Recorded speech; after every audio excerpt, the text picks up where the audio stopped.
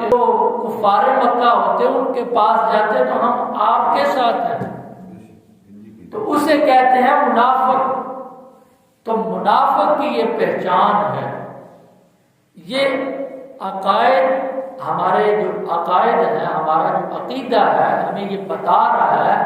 ہمارا تمام چیزوں پر ایمان ہونا چاہیے۔ آمنت باللہ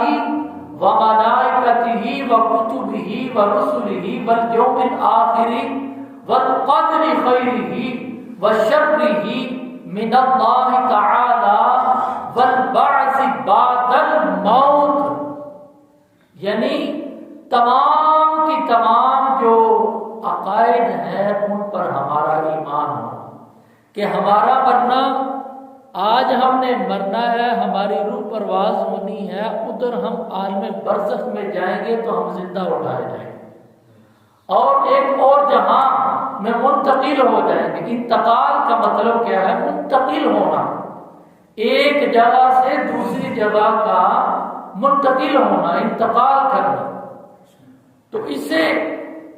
اس چیز پر بھی ہمارا ایمان ہونا چاہیے، عالم برزخ پر، کیونکہ جو مشرکین ہیں، جو ہندو لوگ ہیں، جو کفار ہیں، وہ اس چیز کو کہتے ہیں کہ یہ دنیا میں ہی سب کچھ ہے، جزا و سزا سب کچھ دنیا میں ہی ہے،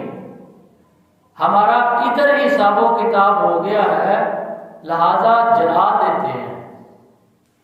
لیکن الحمدللہ اللہ پاک کا یہ کرم ہے، اللہ پاک کا یہ فضل ہے، حضور علیہ السلام کا صدقہ،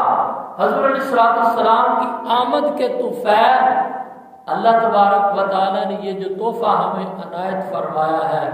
سب سے بڑی خوش قسمتی ہماری یہ ہے کہ ہم مسلمان کے گھر میں پیدا ہوئے۔ اس کے بعد جو ہے ارکان اسلام ہے،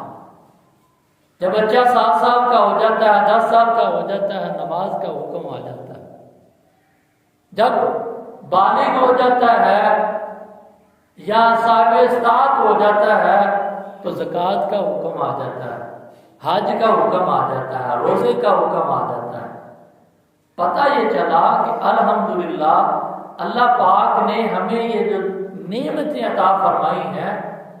تمام نعمتوں سے بڑھ کر سب سے بڑی نعمت یہ ہے کہ کلمہ پڑھنا،